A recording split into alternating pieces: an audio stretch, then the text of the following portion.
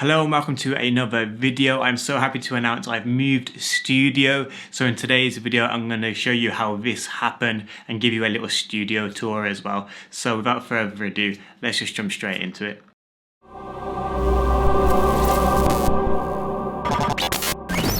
So for the last 3 years or so, you would have seen me in my home setup, which was, let's face it, less than ideal. There was literally no room to move in there. I was always knocking things over. Although I managed to figure out a few interesting angles inside of there, it was really restricting and limited. As I had new ideas for videos and collected a bunch of gear, I quickly outgrew the space.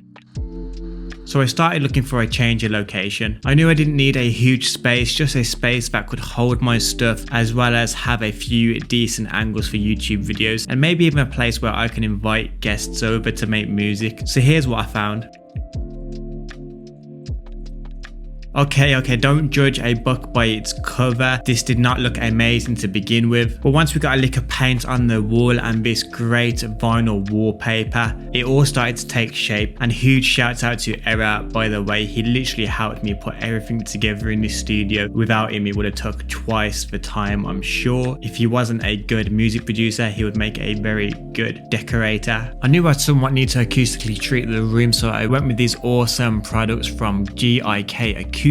It's not cheap, but it's great quality and definitely does the job. I have these two panels here on the main wall, as well as these two bass traps in the corners. I also fit these LED lights here by Govee, so they look cool in the dark. I brought this rug here from eBay. It's an absolutely huge rug, so for just £80 I thought it's a bit of a steal. It was mainly to cover up all of the terrible stains the last people left in the carpet. Oh, and by the way, I'll list everything from the video in the description below as well, just in case you're looking for anything.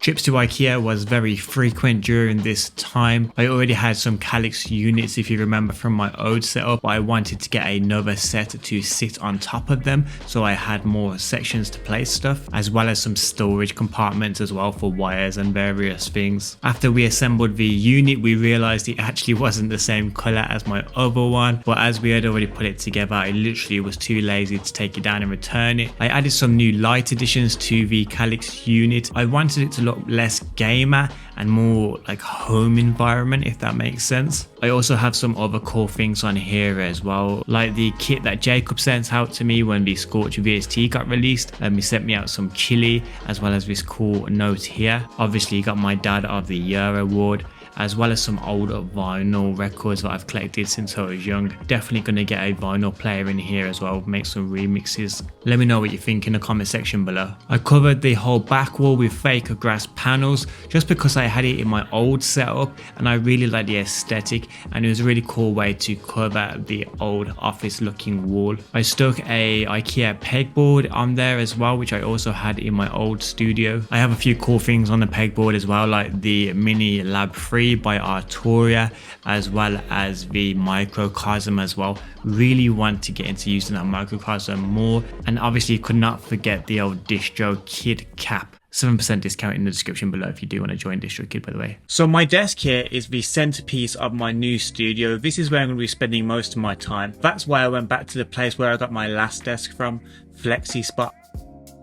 So after I told him the idea of my studio, FlexiSpot sent me this chair and desk, and that's why they are today's sponsors of the video. So for the desk itself, myself and Era put the desk up and it went up in no time. Really easy to put together. The desk they sent me was the E7 standing desk.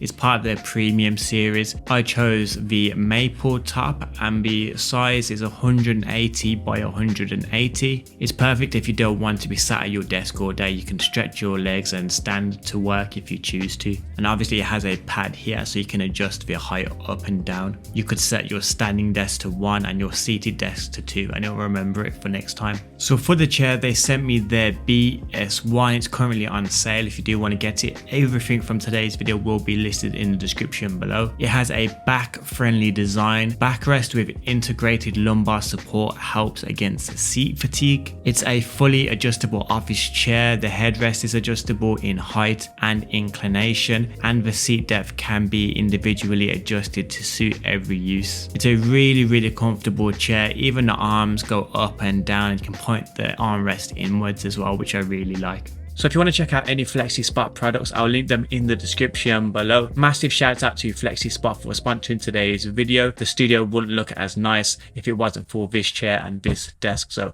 thank you very much. Of course, no studio setup is complete without the right equipment. So on my desk, I have my MacBook Pro M1. It's 14 inches. It's the 2021 version. It's got 16 gigabytes of memory and a terabyte of storage. I also have a pair of Yamahas over here, which I love. They are connected to the Arturia Mini Fuse. I also have the 61 key Keylab MIDI keyboard in front of me here as well. Absolutely love it. A piece of hardware I rarely use anymore is the Ableton Push 2 over here.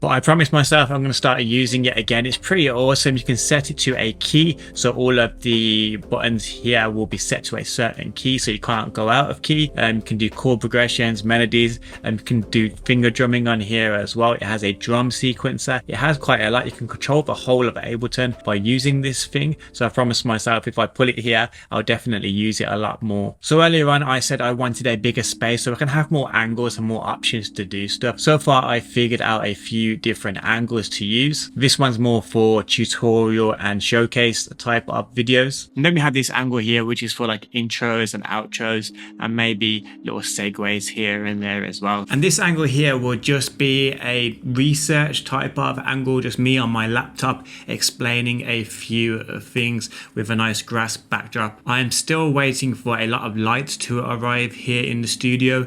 It's a much bigger space than my last studio, so I don't have enough lights to light the whole place. It takes so many lights to light this room because I don't want to use the main beams. You want to kind of control the room using your own light if you can. So this has been my brand new studio tour. If you're excited for the content that's going to be coming up on this channel in this studio, please hit that subscribe button. When we hit 80,000 subscribers, I'm going to be doing a massive giveaway: hardware, software, plugins, gift cards, things like that. So make sure you've subscribed before you leave with that notification bell turned on so you don't miss a thing. And if you are feeling nostalgic, I will leave a video here, and I leave a random video from the channel over here as well, and you can watch me in my old studio.